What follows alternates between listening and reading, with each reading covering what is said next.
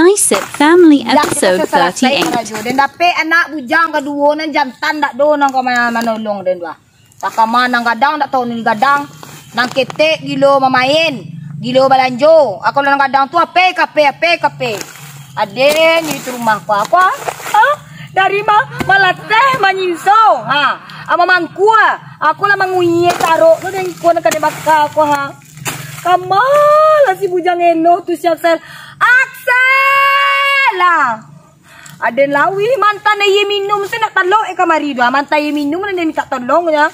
Indak jo do Aden surang jo, aden surang aden ni di rumah ko Aksel! Aksel! Aksel! Apa ni, Cik?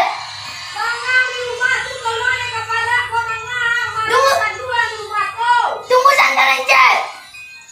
Mangani ko may bunga sudang sekater bang.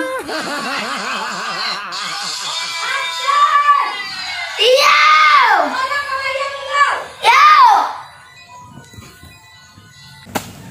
Indah ado minta tolong ambil minum dan yo Pajar nang ketek tu nak tantu nang ketek lah. Aksel!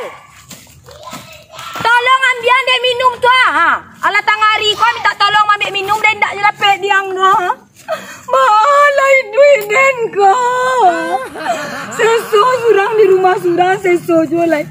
Anak dah ibu jorang gae do bantu ikut dia Tolong ambil dia minum tu Aksel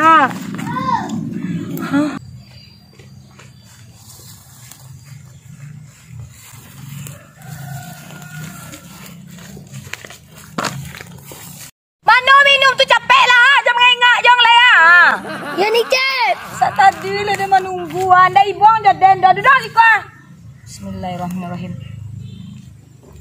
Indah aduh dua anak dan ibu kadang dah ibu jadan mangan di rumah tu mangan di rumah tu Sedamen apa sekata jo pitwen. Jangan bikin sekater je lah ya bantu aku indua ngapai kapara.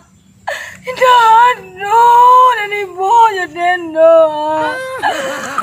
bantu aku mana Apa ni, nasi. Cik? Di jalanan apa tu ni? Apa nak jalan ni sabar yang aneh ke di jalanan Aden je nak menjalan tangan dia menguye saruk tak kamalate den kamanyinso. Anak ina adu dape apa nampe minta tolong den do minta minum dan yo tadi le lalangnya ide main bawang mangan tu rumah tu ngicek jong lai pandai ngicek dia anak ada jalan itu tu yo adennya menjalani kemampuan parak ku aden jo nyediang.